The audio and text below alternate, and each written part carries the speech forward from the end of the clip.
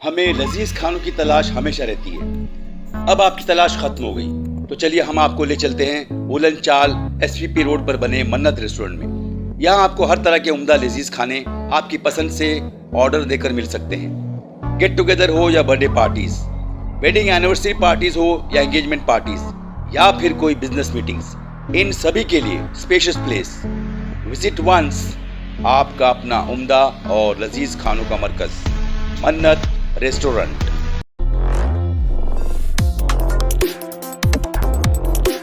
नमस्ते दोस्तों, मैं गुलाम शेख आज का संदेश न्यूज चैनल में आप सभी का स्वागत करता हूं। आइए बढ़ते हैं आज की ताज़ा खबरों की तरफ। अंबरनाथ पश्चिम राज्य की अस्तित्व सामाजिक विचारधारा रखने वाली प्रहार जनशक्ति पक्ष पार्टी के उभरते हुए अंबरनाथ शहर उपाध्यक्ष श्री आलम खान अपने परिसर ZP hills housing society F wing, D wing, E wing, G wing और H विंग नालंबी रोड अंबरनाथ पश्चिम स्थित अनअधिकृत सदनिका दुकानें और गाले बनाने के बारे में लिखित तकरार अंबरनाथ नगर परिषद के मुख्य अधिकारी, अंबरनाथ आरोग्य विभाग और अतिक्रमण के अधिकारी, तहसीलदार कार्यालय अंबरनाथ, थाने जिला अधिकारी कार्यालय कोटनाका थाने, इन सभी माननीय अधिकारियों को देते हुए प्रशासन से विनती की है कि जल्द से जल्द इस पर कार्रवाई हो। साथ ही इस परिसर में एक अनधिकृत मोबाइल टावर भी बनाया गया है जिससे लोगों के लिए स्वास्थ्य का प्रश्न खड़ा हुआ है। उसको तोड़ने की मांग भी श्री आलम खान और ZP हिल्स हाउसिंग सोसाइटी के रहवासियों ने की है। प्रहार जनशक्ति पक्ष के अंबरनाथ शहर अध्यक्ष हैं आप। आपने ये जो मसला उठाया है ZP हिल में जो कॉम्प्लेक्स बनाया है और फ्लैट की जगह पे उन्होंने दुकानों बना के बेच दिए और पार्किंग की जगह में पार्किंग ऐसी खुला पार्किंग रख दिया। इसके अलावा सामने एक टावर भी है, वो भी उससे भी लोगों को काफ़ी तकलीफ होती है, तो उसके बारे में आपने आवाज़ उठाई है। मैं आलम खान अंबरनाथ का शहर उपाध्यक्ष हूँ प्रहार जनशक्ति पक्ष। पिछले 2 सालों से मैं प्रहार के लिए काम कर रहा हूँ और बहुत सारे समस्या लोग हमारे पास लेके आते हैं। हमारा ये जनसंपर्क कार्यालय है, यहाँ पे हम लोग कर रहे हैं। तो अभी आए दिन लोग कुछ ना कुछ इश्यूज लेके आते हैं, हम उनके मसले हल करते हैं। अभी कुछ दिनों पहले ZP हिल कॉम्प्लेक्स के वहाँ के जो कुछ कोर कमेटी के लोग हमारे पास आए और बताए कि आलम भाई ऐसा मसला है। और यून मैं भी उस कमेटी का मेंबर हूँ और सोसाइटी का मैं अध्यक्ष भी हूँ। तो ये बहुत दिन से मेरे ध्यान में ये मसला नहीं था कि ऐसा इस तरीके से कोई इशू होना चाहिए, लेकिन जब बताया कि हमको, जब मैं भी 8-9 साल से उधर रह रहा हूँ और उसको देखा, उनकी समस्या देखा, मैंने पेपर उन्होंने दिया, सारी चीज़ें लिख के दिया, उन्होंने सारी चीज़ें बताए हैं। तो मैंने देखा कि वहाँ पे जो टोटल 8 कॉम्प्लेक्स बने हुए हैं, 8 कॉम्प्लेक्स बने हुए, इसमें से 6 कॉम्प्लेक्स ऑलरेडी उनका जो है अभी 1 साल हो गया वहाँ की सोसाइटी बन गई। एक्चुअली सोसाइटी मतलब घर खरीदते वक्त हमको बहुत सारे वादे किए गए थे कि आपको ये मिलेंगे, नाना नानी पार्क मिलेगा। अभी आप देख रहे हैं वहाँ पे एक वेन्यू लॉन है जहाँ पे नाना नानी पार्क बताया गया था हमको, वहाँ पे पार्क नाम पे तो हमको एक लॉन मिल गया, वो बिजनेस के हिसाब से यूज़ होता है। वहाँ पे कुछ हमको गार्डन का बताया गया था जहाँ पे कृष्णा मैरिज हॉल है वो बताया गया था। बाकी अगर आप अंदर जाएंगे A विंग, B विंग और C विंग के सामने कुछ झोपड़पट्टी है। जब हमने घर परचेज किया था तो हमको बोला गया था कि ये झोपड़पट्टी हम हटा देंगे और इसके मतलब बाजू में एक बड़ा सा गार्डन रहेगा, सारी चीज़ें करके बाद। तो हम लोग इसी उम्मीद में घर परचेज किए। ऑलमोस्ट 250 लोगों ने वहाँ पे घर फ्लैट किया, 250 फ्लैट है वहाँ पे परचेज किया है। लेकिन बाद में ये तकलीफ आई कि चलो हमारी जो अम्यूनिटीज हैं, हम लोगों ने 80-80 हज़ार रुपया 1 BHK वालों ने 80 हज़ार रुपया ये सोसाइटी चार्जेस दिए, जिन्होंने ऑलरेडी टावर में लिए, जो उन्होंने 1,20,000 समथिंग कुछ दिए। ऐसे करके देखेंगे तो ऑलमोस्ट 3 से 4 करोड़ रुपये का उन्होंने हमको ये सब सोसाइटी के अम्यूनिटीज देने के बारे में वादा किया था, लेकिन वो सब हमको अभी तक मिला ही नहीं। और बाद में हमको देखे कि पार्किंग की इतनी तकलीफ हो रही है। अगर आप गए होंगे तो देखे होंगे लोग अपने घरों के बाहर जो रास्ते हैं उन गाड़ियाँ पार्क करते हैं। ऑलमोस्ट 1000 स्क्वायर फीट का जो हमको बताया गया था लेआउट प्लान के हिसाब से कि ये पार्किंग की जगह है, अपनी गाड़ियाँ पार्क करेंगे, वहाँ पे दुकान बना दिए गए हैं और घर बना दिए गए हैं। तो अभी हमको जब बहुत मतलब एकदम पूरी तरीके से पानी सर के ऊपर से चला गया, उनसे बात करते करते पूछते तो मैंने क्या किया, ऑलरेडी नगर पालिका में जाकर के कंप्लेन किया कि सर ऐसा है, हमारी जो जगह है वहाँ पे इलीगल तरीके से शॉप्स और घर बना दिए गए हैं। और जैसे सामने ही देखेंगे आप ZP हिल की जो कॉम्प्लेक्स है उसके एकदम सामने मेन गेट के बाहर मोबाइल टावर एक खड़ा हो गया है। तो मोबाइल टावर से ऑलरेडी बहुत खतरनाक रेज आती हैं। मैं सबको बता देना चाहता हूँ, मैं एक मेडिकल का स्टूडेंट हूँ। इतनी रेत आती खराब आती है कि आने वाली अगर चिड़िया भी आसपास से गुजर जाती है तो वो भी मर जाती हैं। तो हम समझ लिए कि हमारे वाले इंसानों पे उसका असर जो है बहुत देर में होता है, 5 साल 10 साल 15 साल बाद उसका होता है। वो कैंसर जैसी घातक बीमारियाँ उससे पैदा हो जाती हैं। तो ये सब हमको बिना हमारे परमिशन के बनाया गया है, हमसे पूछा भी नहीं गया। क्योंकि मैं वहाँ सोसाइटी का अध्यक्ष हूँ और बाकी किसी मेंबर से बातचीत नहीं किया गया है। तो हमने जब वहाँ पे कंप्लेंट किया नगर पालिका में, नगर पालिका ने हमारी बात को ध्यान नहीं दिया। हमने फिर उसके बाद एक 15 दिन 20 दिन हो गया तो हमने एक RTI लगाया कि भाई हमने जो कंप्लेंट दिया था उसका क्या हुआ। तो उन्होंने फिर भी उसका कोई जवाब नहीं दिया। RTI का जवाब तो मिला हम देंगे। बाद में फिर हमने दूसरा लेटर लिखा, उसका भी कोई जवाब नहीं आया। हम जाकर के संदीप कामरे साहब जो अतिक्रमण विभाग के मेन हैं उनसे मिले, तो उन्होंने सजेस्ट किया आप नगर रचना में जाइए। नगर रचना में गए, वहाँ गौतम जी मिले जो नगर रचना के हेड हैं, उनसे बताए पूरी समस्या। उन्होंने बोला एक लेटर लिख के हमको दे दीजिए, हम देखते हैं क्या कर सकते हैं।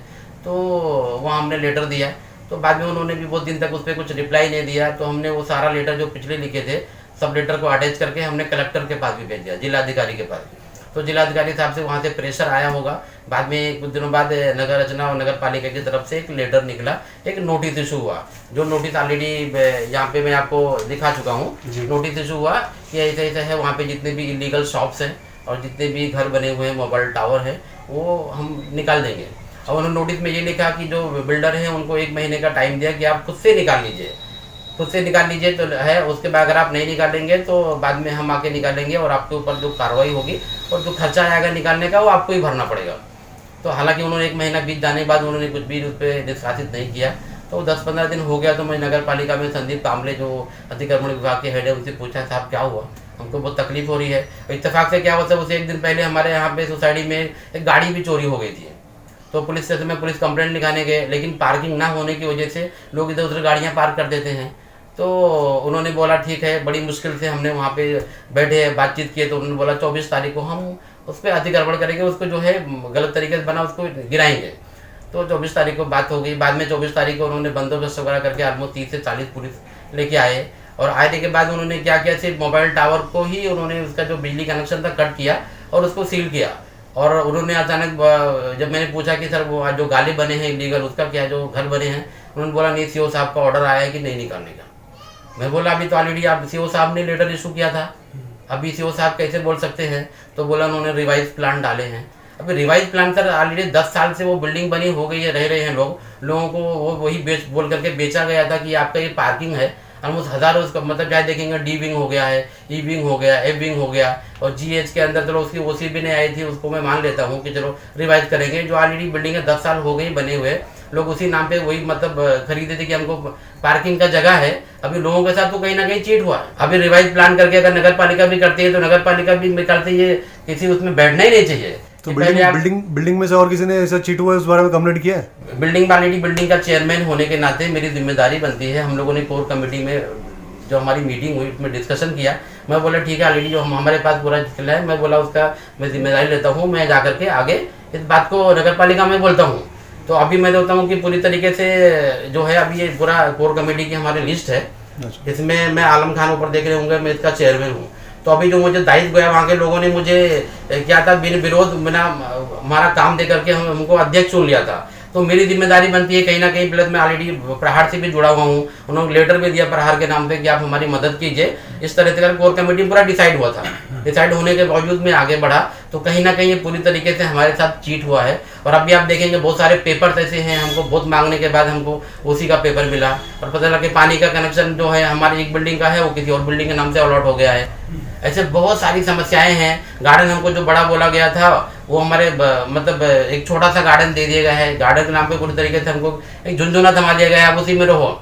और उधर इतनी जगह में कहाँ लोग गाड़ी पार्क करें, कहाँ लोग बच्चे खेलें, कहाँ कुछ प्रोग्राम हो तो करें, तो बहुत तकलीफ हो रही है। तो मैं आपके माध्यम से नगर पालिका और CO साहब को ये अनुरोध करना चाहता हूँ कि सर जो ऑलरेडी हमारी पार्किंग की जगह बोल करके 10 साल पहले हमको बेची गई थी, वो जगह को कैसे भी करके हमारे लिए दिलाइए, क्योंकि ये हमारा मामला नहीं है, कहीं ना कहीं 250 परिवार का मामला है ये। तो 250 परिवार जो ऑलरेडी मुंबई से कहीं ना कहीं यहाँ लोग रहने आए हैं, उनको पार्किंग की जगह नहीं मिलेगी तो लोग अपनी गाड़ियाँ कहाँ पार्क करेंगे। गाड़ियाँ ऑलरेडी चोरी होना चालू हो गई हैं बाहर खड़ी करने की वजह से। हम लोग देख रहे हैं अंबरनाथ में जगह जगह प्रहार के बैनर्स लगे हैं और ये आपके टेबल पे इतनी सारी फाइल्स की समस्याओं की फाइल भी है, नगर परिषद में कंप्लेंट की है आपने इसके बारे में। और इसके अलावा भी हम पूछना चाहेंगे कि आने वाले दिनों में आपके क्या कुछ प्रोग्राम्स हैं, आपके इलेक्शन में खड़े होने की तैयारी है? आप वो देख रहे होंगे पिछले 2 सालों से अंबरनाथ में हम लोग प्रहार का काम कर रहे हैं। एक्चुअली प्रहार एक ऐसी संगठन है जो जिसके संस्थापक अध्यक्ष हमारे बच्चू भाऊ कड़ू साहब हैं, जो 4 बार के लगातार आमदार हैं अमरावती में अचलपुर से। और बाकी देखे होंगे दिव्यांगों के लिए बहुत सारा काम करा के लिया उन्होंने, और हमेशा किसानों के लिए लड़ते रहे हैं। तो उनके विचारों से मैं बहुत प्रभावित हुआ, और फिर उसके बाद सोचा कि अगर कोई पार्टी ज्वाइन भी करना है जो है साथ में। वैसे भी हम समाज सेवा अंबरनाथ में लोगों को कर रहे हैं, जेनरिक मेडिसिन से बहुत सारे लोगों को दवाइयाँ, सस्ती दवाइयाँ हैं, कुछ लोगों को फ्री दवाइयाँ बांट रहे हैं। तो क्यों ना किसी संस्था से जुड़ा जाए, और ऐसी संस्था जो लोगों के लिए सच में काम करती हो। तो मैंने जब पाया तो प्रहार जनशक्ति पक्ष हमारे बच्चू भाऊ साहब जो हैं वो हमको बहुत सूटेबल लगे, और हम काम कर रहे हैं पिछले दिन से, बैनर वगैरह लगा रहे हैं। कभी कुछ ऐसा होता है लोगों की समस्याएं, नो डाउट आपने जो पूछा है, अभी तक हमने ऑलमोस्ट 40 से 50 समस्याएं लोगों की सॉल्व की है। जैसे ZP हिल का समस्या भी रिसेंट में आप देखा, वो चीज़ें जो टावर वगैरह निकाले गए आगे जो वो भी लीगल है बनाए जाएंगे। तो जहाँ तक इलेक्शन में नगर पालिका के लड़ने का सवाल है तो देखेंगे अभी हम लोग, पर अभी हम लोगों ने तो 8 से 10 सीटों में तैयारी करके रखा हुआ है कि जहाँ पे बहुत दिनों से काम नहीं हुआ है, कुछ ऐसे मतलब एरिया है जहाँ पे बिल्कुल रोड खराब है, नाली नहीं बनी हुई है, या लोगों की समस्याएं नहीं सुनी जा रही हैं, वहाँ पे जरूर हमारा प्लान है कि 8 से 10 जगह पे हम अपने कैंडिडेट खड़ा करेंगे।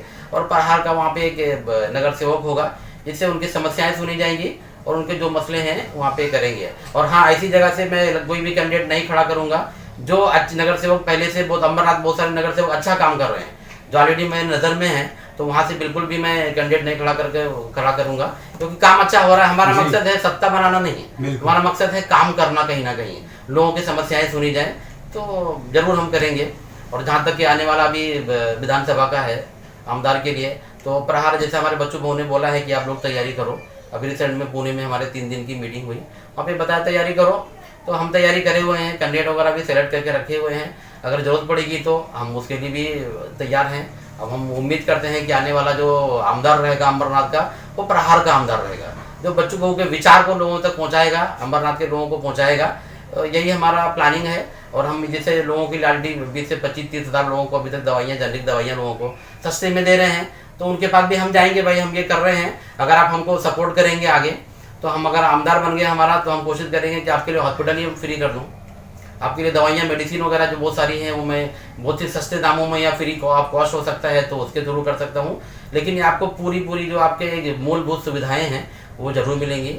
तो हमारी कोशिश यही है कि हम करेंगे। बाकी जो है आप लोगों का सपोर्ट रहा, अंबरनाथ की जनता का सपोर्ट रहा, और हमारे जो ऊपर के लोग हैं, हमारे जैसे एडवोकेट स्वप्निल पाटिल साहब हमारे जिला अध्यक्ष हैं, वो हमारे मार्गदर्शक हैं। आगे जैसा हमको मार्ग दिखाएंगे हम जरूर काम करेंगे आपके माध्यम से। और मैं नगर पालिका से अनुरोध करता हूँ कि कृपया करके जितना जल्दी हो सके वो हमारी जो मांग है और हमारे को जो न्याय है हमको मिलने की कोशिश करें।